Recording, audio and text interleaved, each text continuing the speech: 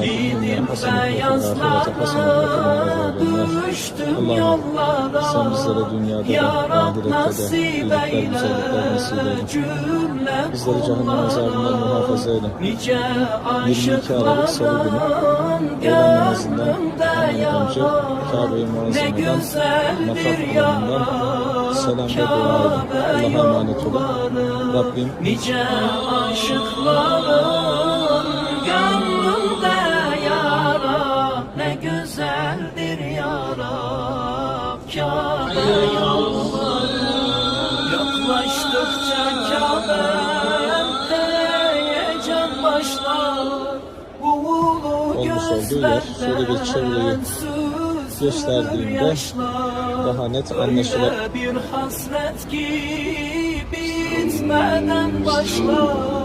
Ne güzeldir